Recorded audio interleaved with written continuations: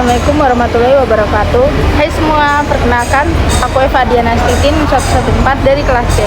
Dan aku Ajib Kurniawan dengan NIM 098 dari kelas C.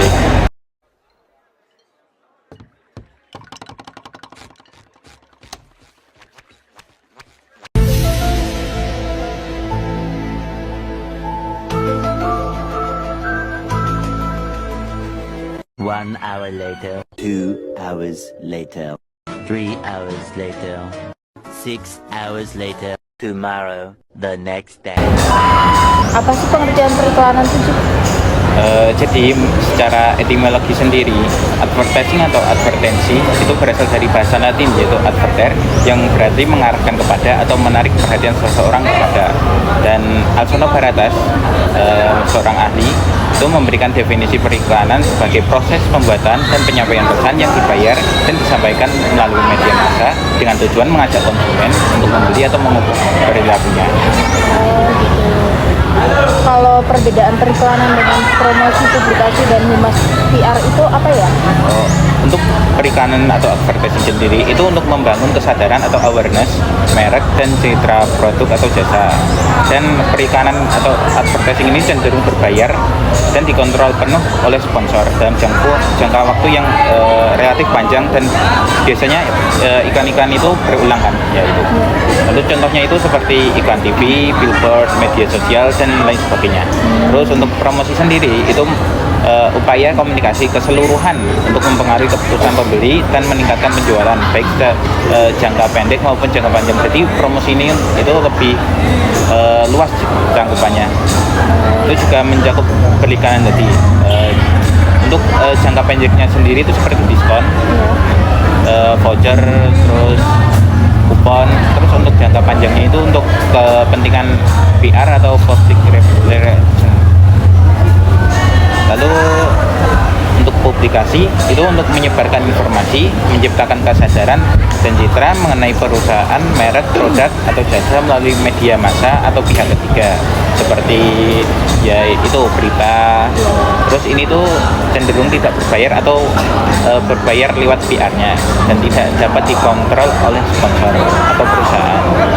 Lalu untuk humas atau public relation itu untuk membangun dan menjaga citra secara reputasi perusahaan secara menyeluruh kepada pihak internal maupun eksternal, tidak berbayar dan berjangka panjang seperti konferensi pers, sponsorship, event, CSR, dan lain sebagainya.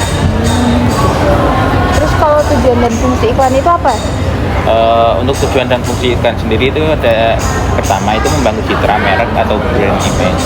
Yang kedua itu untuk mempengaruhi sikap konsumen atau audiens. Yang ketiga itu untuk meningkatkan penjualan atau sales.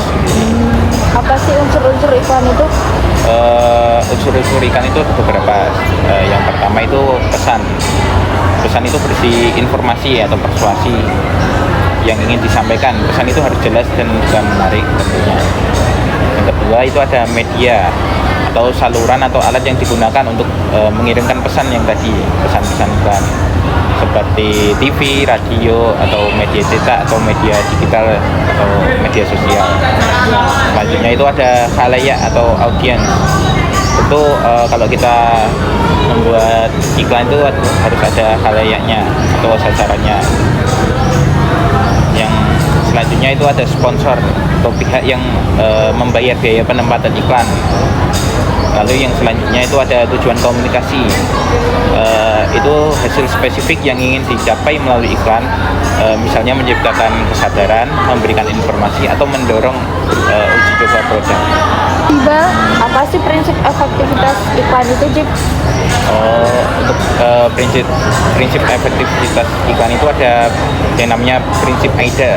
Nah, prinsip ini itu berfokus pada alur psikologis yang harus dilalui konsumen agar iklan itu berhasil. Yang pertama itu ada A, attention. Iklan itu harus mampu menarik perhatian audiens atau itu konsumen dan waktu yang singkat. Bisa menggunakan elemen visual yang menarik, headline yang unik, atau hook yang ya memikat. Lalu selanjutnya itu ada interest. Iklan itu harus mampu membuat audiens penasaran atau tertarik untuk mengetahui lebih banyak tentang produk dengan menyajikan informasi-informasi yang sesuai. Lalu ada desire. Iklan itu harus mampu menghubungkan produk dengan kebutuhan atau solusi audiens agar muncul keinginan untuk memiliki produk tersebut. Jadi kan nggak mungkin kalau kita misalnya beli obat tikus itu untuk meracuni hewan selain tikus itu. Iya, benar-benar.